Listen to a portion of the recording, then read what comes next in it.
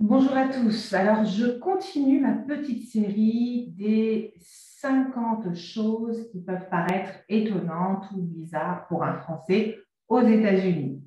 Donc là, c'est la troisième vidéo. Donc, je vous ai déjà parlé de 10 choses. Là, on va parler de 5 autres choses que je trouve étonnantes ou que j'ai trouvées étonnantes ou que les Français trouvent étonnantes en général aux États-Unis.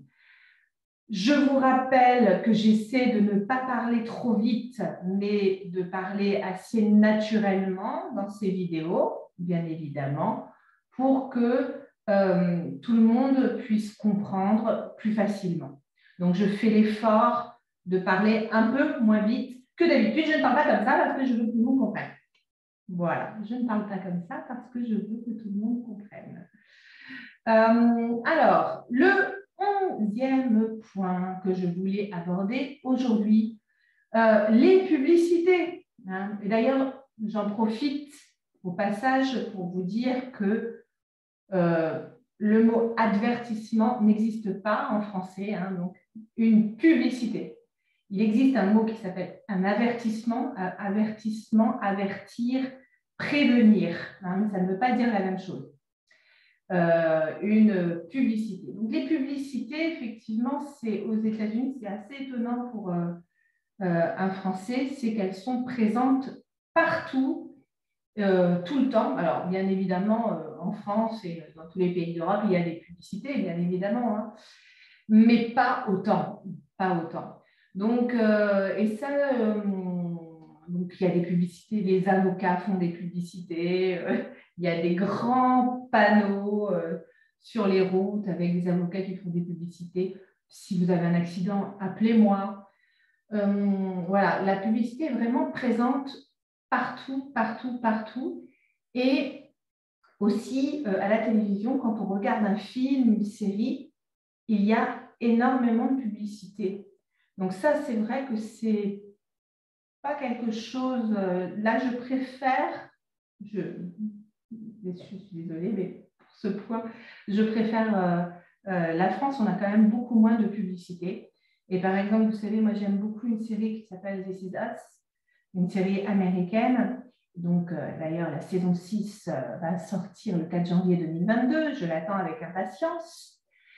Mais je ne la regarderai pas, même si je pouvais avoir accès aux chaînes états-uniennes, je préfère regarder, attendre un peu et avoir la série en français. On attend 48 heures et on l'a en France parce que je n'aurai pas de publicité. Si je la regarde en France, il n'y aura pas de publicité, alors que si je la regarde aux États-Unis, je ne sais pas, il y a au moins 3 ou 4 publicités pour un épisode d'à peine 1 heure.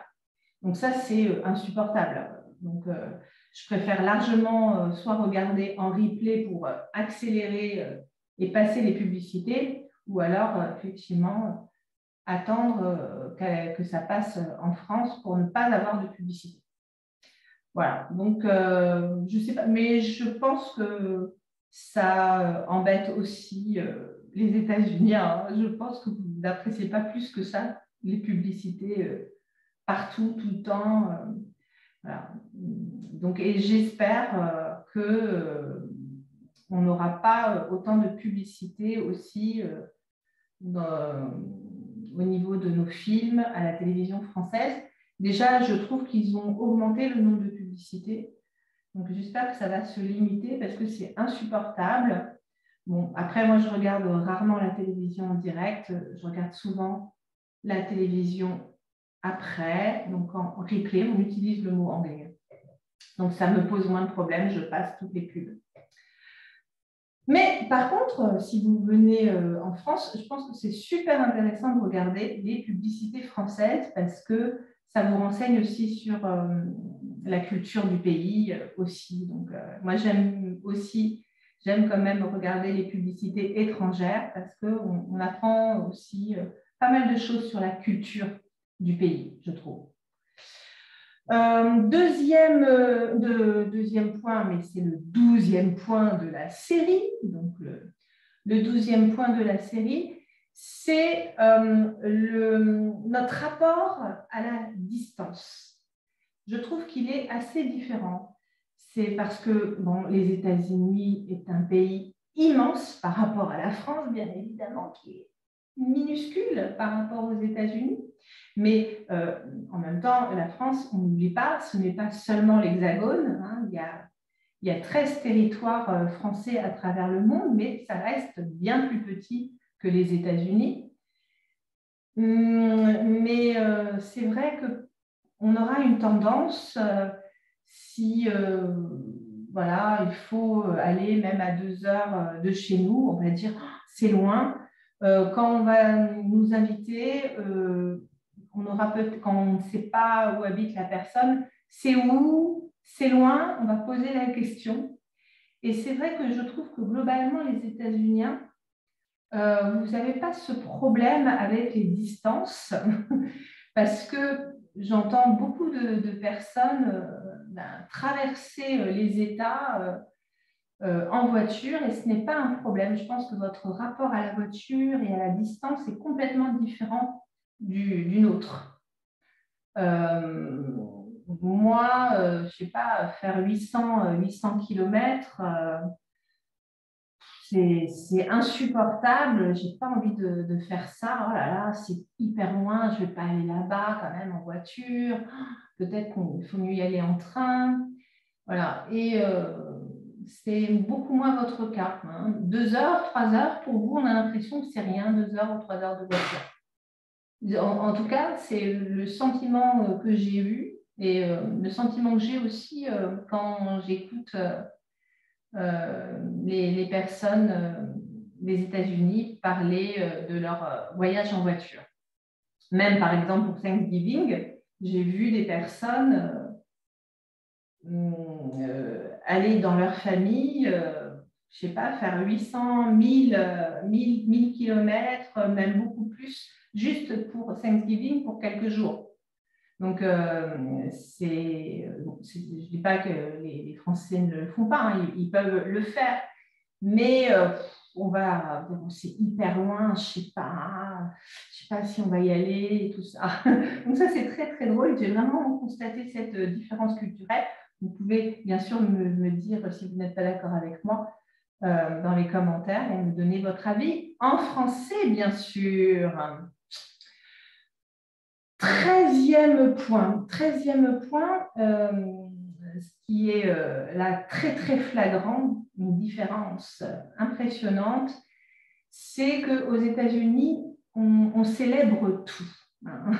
C'est-à-dire que moi je me souviens même, j'avais été dans une classe d'anglais pour les étrangers, et même alors qu'on était tous adultes, la prof nous donnait comme des petits mini-diplômes. Oui, tu as été la meilleure élève, voilà, alors que nous étions adultes. Et mais tout était célébré. Donc c'est vrai que nous, c'est quelque chose où on le ferait peut-être pour un enfant. Tu es la meilleure, un enfant ferait ça, tu es la meilleure maîtresse et tout ça. Mais on n'a pas du tout l'habitude de le faire pour les adultes. Et ça, c'est vrai que c'est très, très sympa parce que oui, tout est l'occasion de faire la fête, de célébrer. Et ça, c'est vrai que c'est très agréable et ça laisse de très grands souvenirs, je pense, aux gens, parce que quand vous avez, on va dire, fini le lycée, high school, et que vous passez votre diplôme, eh bien, c'est vraiment une cérémonie, une fête. Vous allez louer le petit costume qui va bien pour la cérémonie de remise des diplômes. C'est la fête, tout le monde vous félicite. En France, c'est tout à fait normal. Donc, bon, aussi, vous allez peut-être avoir vos parents, un peu quelques membres de la famille qui vont vous dire bravo, félicitations, éventuellement vous envoyer un petit texto. Mais ce n'est pas du tout la fête. Vous recevez votre diplôme dans une enveloppe que vous avez vous-même préparée avant et que vous avez remis à l'administration de votre lycée. une enveloppe timbrée, c'est vous qui avez écrit votre adresse, vous avez mis le timbre, vous avez prévu l'enveloppe, et cette enveloppe sera utilisée pour vous envoyer votre diplôme par la poste. Donc, bien sûr, la fête, elle n'est pas du tout là. C'est quelque chose de complètement normal. Et c'est pareil, quels que soient les diplômes que vous ayez. Donc, moi, j'avais eu un diplôme d'avocat, j'ai eu un diplôme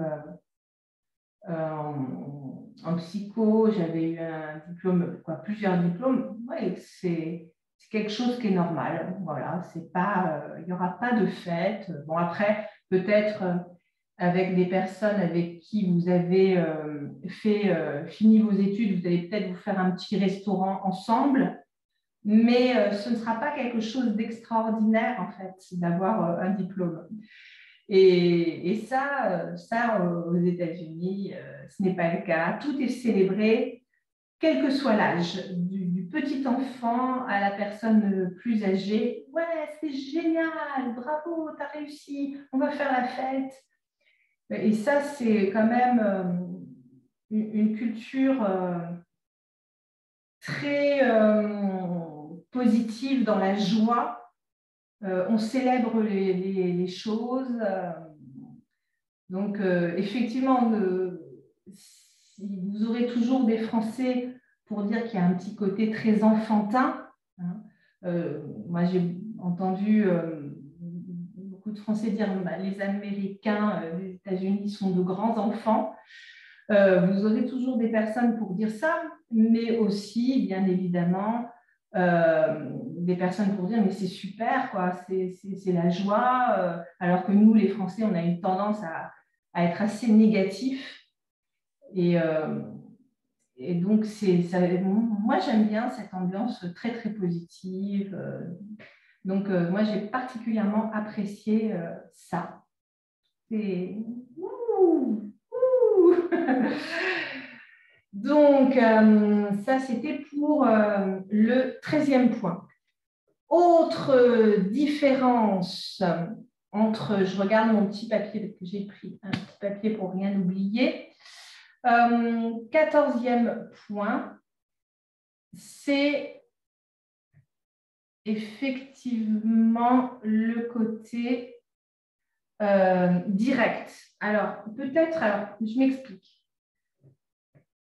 Peut-être que les Français auront une tendance à être un peu plus directs quand ils ne sont pas d'accord, quand il y a quelque chose qui ne va pas, ils vont le dire. Si par exemple, il y a quelqu'un qui va chez un coiffeur et la personne me dit comment tu trouves ma coupe, bien peut-être qu'un Français aura tendance à dire la vérité, c'est-à-dire que si sa coupe de cheveux ne plaît pas, il le dira. Bof, je te préfère comme ça, là, j'aime pas trop. Ou même, on est capable, si on estime que la coupe est vraiment ratée, on peut dire, mais qu'est-ce qui t'est arrivé? Pourquoi tu as fait ça? Alors que je pense qu'aux États-Unis, globalement, les gens ne le disent pas. Même s'ils peuvent le penser, ils ne vont pas dire qu'ils trouvent ça vraiment moche. On va dire en direct. Voilà, si par exemple, mon mari me dit qu'est-ce que tu aimes, est-ce que tu aimes ça, je dis ah non, mais pas ça, c'est moche. Mais il peut le dire aussi pour moi. Il peut dire ah non, mais pas ça, non, c'est horrible. Non, s'il te plaît, mais pas ça. Jette ça, c'est moche. Voilà. Et pour nous, c'est pas un souci. On préfère qu'on nous dise vraiment les choses. Et c'est pas contre nous. C'est une préférence. Donc, et peut-être, en tout cas, peut-être que vous n'êtes pas d'accord avec moi. Mais j'ai l'impression que globalement, aux États-Unis, on ne dit pas ça, on ne va pas dire les choses directement, même si on n'aime pas une tenue, on ne le dira pas forcément à la personne. Bon, nous, on ne va pas le dire directement, mais si on nous le demande, bon, on va plutôt dire la vérité. Donc moi, là, par exemple, je fais attention à ça parce que je sais que ce n'est pas quelque chose qu'on pratique dans toutes les cultures. Alors, je sais que globalement, les Russes sont encore plus directs que nous, mais les cultures anglo-saxonnes vont caresser dans le sens du poil. Hein. C'est une expression pour dire qu'on est assez positif et qu'on ne va pas dire les choses qui ne vont pas frontalement.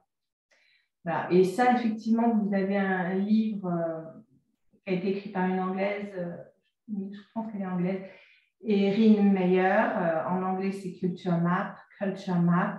En français, ça s'appelle une différence culturelle, quelque chose comme ça. Et elle décrit bien tout ça, nos différences de communication, comment on communique différemment selon notre culture. Ensuite, donc là, dites-moi si vous êtes d'accord avec ça. Hein, vous avez le droit de ne pas être d'accord. Je suis française, donc vous avez le droit de ne pas être d'accord. Il n'y a pas de souci. Et je ne le prendrai pas contre moi. Tout va bien. Ensuite, qu'est-ce que j'avais écrit? Je n'arrive même pas à me relire. Donc ça, c'est pas mal. Oui, peut-être aussi, là, ça me fait penser à ça, c'est le côté des Américains. Il y a plusieurs Américains qui m'ont dit ça. Les Américains, les États-Uniens, hein, les États-Uniens m'ont dit, nous, on est plus des pêches. Et vous êtes plus des noix de coco. Et j'en ai plusieurs, il y a plusieurs personnes qui m'ont dit ça. À savoir que aux États-Unis, on va être très sympa comme une pêche, hein, c'est-à-dire comme la pêche, elle a une peau très douce. Donc tout de suite, c'est positif. Oh, super! It's amazing! Oh, great! Oh, wonderful! Awesome! Tout est... alors là, j'exagère un petit peu, mais c'est toujours plutôt positif, tout le monde est sympa et c'est très agréable parce que ce n'est pas le cas en France. Mais donc l'abord est très agréable, on a l'impression qu'on va être tout de suite amis. Mais après, à l'intérieur de la pêche, il y a un noyau. Il y a un noyau et là, on se confronte à quelque chose de plus difficile, de moins accessible. Et on va se rendre compte que c'est plus difficile d'avoir des amitiés réelles et profondes. Mais au final, moi, je pense que c'est le cas pour tous les étrangers dans tous les pays, en fait. Mais ce n'est pas uniquement aux États-Unis. Quand on est expatrié, quand on est migrant, ben, on reste quand même un étranger hein, aux yeux des autres. Et on le ressent, et je pense que c'est le cas finalement dans tous les pays. Et puis, donc, les Américains, les États-Unis seraient plus des pêches, donc très extravertis, très accessibles, très ouverts, très positifs. Mais après, quand on les connaît mieux, ils mettent une certaine distance. Ce serait ça la tendance. Alors que le français va être beaucoup plus froid en général. Et donc, comme une noix de coco, la coque, elle est très dure, elle est très difficile à casser. Mais une fois que vous avez cassé la noix de coco, vous accédez au jus, vous accédez au lait de coco, vous accédez effectivement au lait de coco, donc à la douceur. Et c'est vrai que globalement, je pense que c'est assez vrai.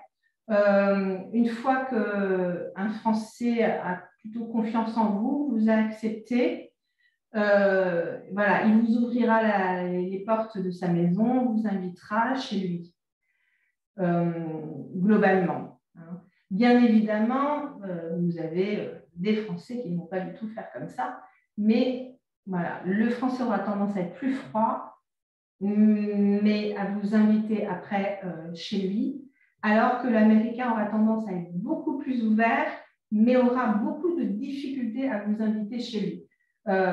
J'ai connu plein de personnes américaines, vraiment très sympas, très agréables, qui m'ont aussi beaucoup aidé, mais ils ne m'ont jamais invité chez eux. Jamais, jamais. Parce que quand ils invitent, c'est au restaurant. Et donc, je pense, et nous, on peut bien sûr inviter au restaurant, mais on aura peut-être plus tendance à inviter chez nous. Voilà. Et ça, je l'ai observé, je l'ai vu aussi avec beaucoup d'autres personnes. Mais c'est aussi une pratique avec des amis américains, ce n'est pas uniquement réservé aux étrangers. Donc, dites-moi si vous êtes d'accord avec ça ou pas. C'est une tendance. Hein. Comme on dit, les Français sont plus froids peut-être que les Américains, mais globalement, vous voyez, moi, je suis française et je suis assez extravertie, je suis très extravertie. Et c'est pour ça peut-être que je me sens très proche des Américains parce que je suis très extravertie et j'ai l'impression que lorsque je suis aux États-Unis, je peux être encore plus moi-même et être encore plus extravertie là-bas qu'en France. Parce que en France, ça va être un petit peu mal vu si je suis trop extravertie, trop extravagante. Ça ne va pas plaire. Donc, il faut que je sois un peu moins moi-même, alors que lorsque je suis aux États-Unis, j'ai l'impression que je peux être encore plus moi-même. Voilà. Parce que je m'identifie plus à cette culture. Voilà. 15e point de cette séance. Le 15e point, c'est la relation à l'argent. Je pense qu'il y a une différence, peut-être qui est en train de changer, parce que de toute façon, on est à l'heure de la mondialisation, de la globalisation, donc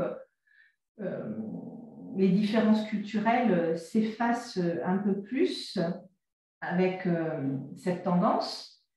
Mais je trouve que globalement, les Américains, les États-Uniens ont moins de soucis avec l'argent. Hein, c'est-à-dire que ce n'est pas un problème de parler d'argent. Comme ce n'est pas un problème de parler de religion aussi, hein, j'ai remarqué ça. C'est-à-dire que j'ai vu des personnes me dire directement, voilà, moi je suis de telle religion, je gagne très bien ma vie, ça va, c'est super, oui, j'ai acheté ça, ça coûte ce prix-là. Bon, en France, pas vraiment. Donc, il y a un problème avec l'argent. Je pense que ça vient de notre culture judéo-chrétienne, de notre histoire aussi. Je vous rappelle que on a coupé la tête à Louis XVI et à Marie-Antoinette.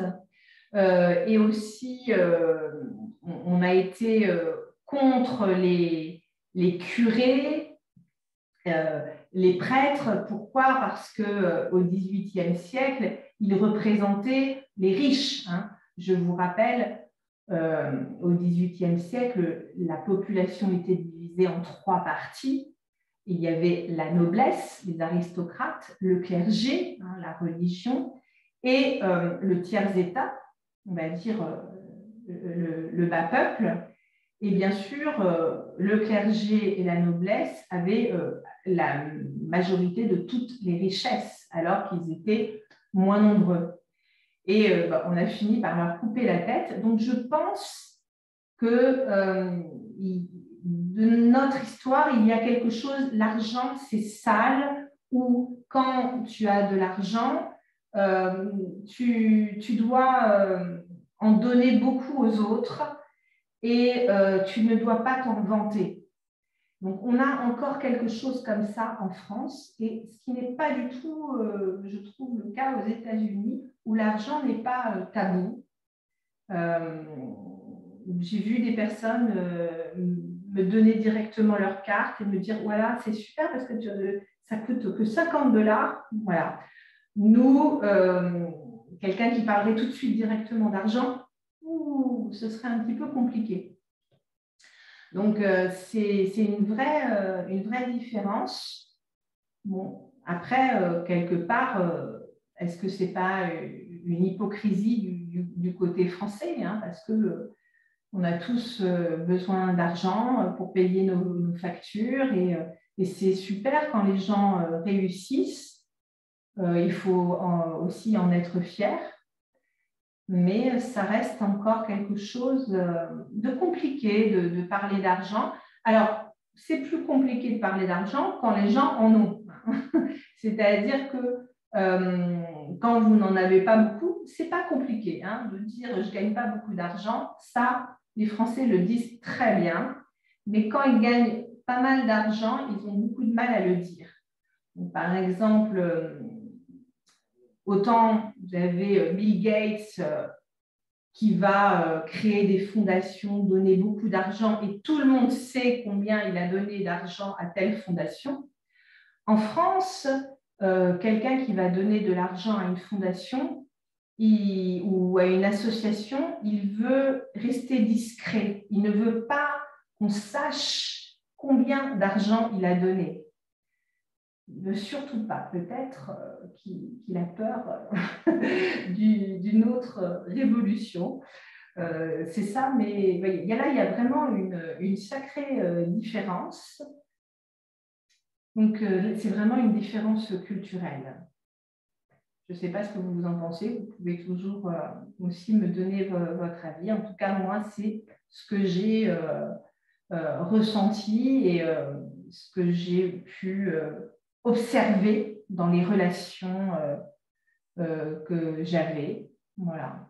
Et vous pouvez essayer de demander à un Français combien il gagne, combien vaut sa maison, tout ça. Vous allez voir qu'il aura une petite gêne avec ça. Il sera un petit peu gêné pour vous répondre. Mais bon, bien sûr, ce n'est pas le cas de tout le monde et les choses changent ou évoluent. Mais vous pouvez faire le test. Voilà, c'était la 15e chose pour cette 3e épisode de la série des 50 choses étonnantes ou bizarres pour un Français aux États-Unis. Toujours pareil, profitez pour mettre des commentaires sous les vidéos. Ça vous fait un petit exercice pour écrire en français et donner votre avis. Donc, c'est cool. Merci à tous et je vous souhaite une excellente journée et à bientôt. Au revoir.